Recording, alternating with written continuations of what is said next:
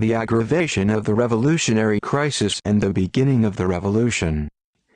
The industrial crisis, 1900–1903, which erupted in Europe and seized Russia, gave impetus to a new revolutionary upsurge in the country. The strike at the Obukhov factory in May 1901, the strikes in Rostov-on-Don and Batum in 1902, the general strike in the south of Russia in 1903, which engulfed the industrial centers of Ukraine and Transcaucasia, are the most striking episodes of the labor movement in these years. It should be noted that a significant part of the proletariat speeches during the period 1900–1903 was conducted under the leadership of the social democratic organizations of the Iskra-Leninist trend, which undoubtedly contributed to the growth of the workers' consciousness, organization and purposefulness of their speeches. A characteristic feature of the rise of the working class movement of the early 20th century was not only its unprecedented scope, but also a combination of the economic demands of the working class with such political slogans of struggle as, "Down with the Tsarist autocracy," "Democratic Republic," "8-hour working day." The revolutionary upsurge was also engulfed in the village, where the struggle of the peasants against the landowners grew stronger with every passing year under the influence of the working class's speeches. The struggle of the peasants took a particularly acute character in the spring of 1902 in the Poltava, Chernigov, Saratov and other provinces. If in 1948 peasant speeches were registered, then in 1902, 340. The opposition and revolutionary moods in all democratic strata of the population were noticeably enlivened. Students from higher educational institutions actively began to speak. The rise of the liberation struggle in various democratic strata testified that in the deepest depths of the people the burning hatred for the autocratic system and for the entire bourgeois landowning social order was bubbling. Social bottoms brought to the extreme degree of poverty and lack of rights, with their speeches more and more emphatically declared their unwillingness to live in the old way. The mass revolutionary actions of the workers and peasants brought confusion and vacillation to the ranks of the liberal bourgeoisie. The liberal bourgeois and the liberal landowners, fearing that the fragmented actions of the workers and peasants would merge into a common revolutionary stream against the Tsar, landlords and capitalists, began to insist on demanding reforms, counting, on the one hand, to introduce a certain détente into an extremely tense political situation and country, on the other, to strengthen their political positions, move closer to the throne in order to share power with the king. Fluctuations and confusion gripped and government spheres. By mercilessly suppressing the revolutionary manifestations of the working class and the peasantry, the government at the same time announced its intention to carry out a number of reforms in the field of education, land management, tax collection, etc. Consequently, under the influence of the revolutionary upsurge and the top, they came to understand that further the country in the old way is impossible. Thus, the crisis affected not only the lower classes, but also the tops of society. In Russia there was a revolutionary situation. In this situation, the revolutionary Social Democrats headed by Lenin conducted a decisive struggle to create a genuinely proletarian party on the ideological and organizational principles that Lenin worked out and propagandized the all-Russian political newspaper Iskra, which he had created. In the summer of 1903, the Second Congress of the RSDLP was held, which put an end to the disorder and vacillation in Russian social democracy and created an organizationally organized party of a new type. The program adopted by the Second Congress of the RSDLP indicated to the working class the immediate and final goals of its struggle. The agrarian part of the program, which formulated the demands of the peasants, was of great importance in the creation of a revolutionary alliance between the proletariat and the peasantry. The effervescent activity of the Bolsheviks after the Second Congress of the RSDLP contributed to the further upsurge of the revolutionary movement. The growth of the revolutionary movement was not stopped by the cruel repressions of Tsarism, neither the Zubotov organizations, nor the Russian-Japanese War, which began in January 1904. By its nature, the Russo-Japanese War was on both sides of the imperialist, predatory. Contrary to the calculations of the government, the war not only did not stop the revolutionary upsurge, but, worsening the already difficult situation of the working masses, accelerated the offensive of the revolution. News of the defeat of the Russian troops in Manchuria incited discontent in all segments of the population. In the fall of 1904, a wave of anti-war strikes and demonstrations swept the workers of Batum, Saratov, Kiev, Riga and other industrial centers. On December 13, a grandiose strike began in Baku, led by the Baku Committee of the RSDLP. At rallies and demonstrations, the strikers put forward slogans, "Down with the war! Down with the Tsarist autocracy!" The Baku workers demanded the convocation of a constituent assembly, the introduction of an 8-hour working day, the abolition of overtime, the increase of wages, the abolition of fines, the provision of annual paid holidays, the opening of schools, clubs, etc.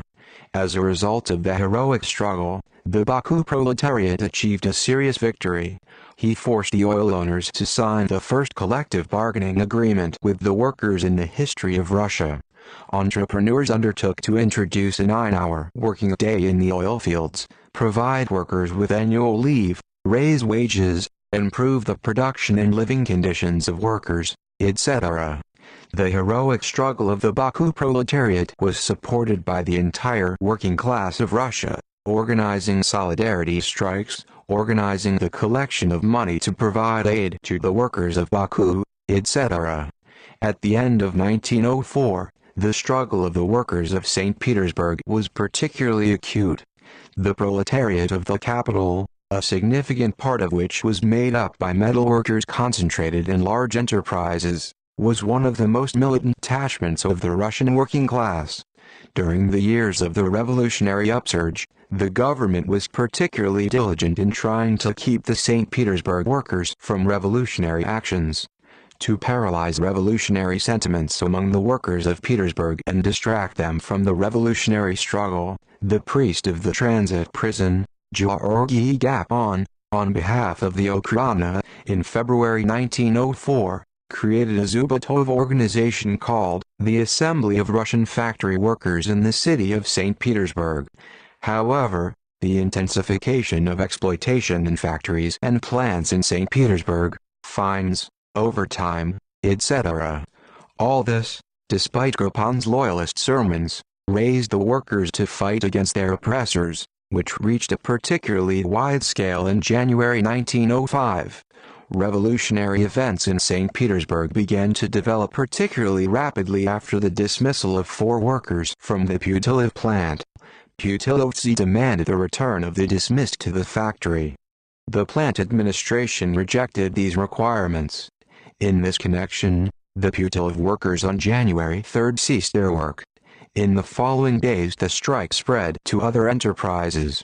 On January 7, 1905, more than 105,000 Petersburg workers were on strike. At a time when the struggle of the workers reached a huge scale, Gapon, with the approval of the secret police, came up with a plan for filing a petition to the Tsar. The police were instructed not to obstruct the workers in organizing a march to the king. At the factories and plants on January 7 and 8 there were stormy meetings, at which the workers unitedly discussed the draft petition. Immature still politically, they jumped at the idea of filing a petition, as the last anchor of salvation. The Bolsheviks, speaking at workers' meetings, insistently explained the provocative nature of the Gaponov venture. On the eve of the procession, the Petersburg Committee issued a proclamation stating, "Such a cheap price does not buy freedom. Freedom is bought with blood, freedom is won with weapons in hands, in fierce battles. Do not ask the king, or even demand from him, not to humble himself before our sworn enemy, but to throw him off the throne and drive out the entire autocratic gang with him. Only in this way one can gain freedom." If the Bolsheviks failed, despite all the measures taken, to keep the workers from marching to the Winter Palace, they could, during the discussion of the petition at the meetings, make such demands as the introduction of an 8-hour day, the transfer of land to the peasants, the establishment of press freedom, words, unions, freedom of strikes, equality of all before the law, and even the requirement of convocation of a constituent assembly. As a result of these amendments, the text of the petition, although it retained its loyal form, still acquired the character of a classically directed document that reflected the requirements of the minimum program of the RSDLP. On the morning of January 9th, crowds of festively dressed workers began to gather at pre-planned locations in the capital. Many came with families, lined up in columns, with tricolor banners, portraits of the king, banners and icons. They were heading to the center of the city. At least 150,000 workers from different parts of the city came to the assembly points to take part in the procession. As soon as the columns of workers began to advance to the center, the troops entered into action, acting according to a pre-designed plan. At the Narva gates, the first volleys were heard. Hundreds of people were killed and wounded. The troops shot the workers' columns also at the Troitsky Bridge, on the Winter Palace Square, on Nevsky Prospect, at the Police Bridge, on the Shlisselburgsky route, on the Fourth Line, on the Maley Prospect of Vasilyevsky Island. In total on this day, over 1,000 workers were killed and several thousand wounded. Shooting the crowds of unarmed workers, the government hoped to intimidate them, but reached the opposite result. The soldiers' shots destroyed the naive faith in the King Father among the workers. Those same workers, who still naively believed in the king in the morning, began building barricades on the evening of January 9th. Thus, the political education of the workers for one day only on January 9th moved as far ahead as it could not step over the months and years of gray, everyday life. It was in this that Lenin saw the gigantic historical significance of the Bloody Sunday. The Bolsheviks, who were at the time of the shooting among the workers, explained to them that they have only one way to liberation, this is the way of struggle. And on the next day the Petersburg Bolsheviks issued a leaflet in which they urged the workers to fight with the executioners of the Russian people. The indignation of the workers was so great that on the next day, January 10th, not a single enterprise of the capital worked. The proletarians of the capital declared a general strike, which lasted until January 17th, and at large enterprises such as Putilovsky, Abukov, Baltic and other factories, workers were on strike until February. The news of the unprecedented crime of Tsarism caused a wave of protest strikes everywhere in the cities of boundless Russia. The slogan of the Petersburg proletariat, "Death or Freedom," was picked up by the working class of the whole of Russia. On January 10th, a general strike began in Moscow. After it, workers from almost all cities of the central industrial region rose to fight. Strikes took place in the cities of Lithuania, Poland, Latvia and Ukraine. According to official data, 444,000 strikers participated in the January strikes. A considerable part of the workers took part in political strikes. The workers demanded the cessation of the war, the overthrow of the autocracy, the introduction of an 8-hour working day. Cases of collision of strikers with troops were frequent. Thus, the shooting of the workers on January 9 stirred up the whole country. Million-strong masses of the working class rose to fight. A revolution began in Russia.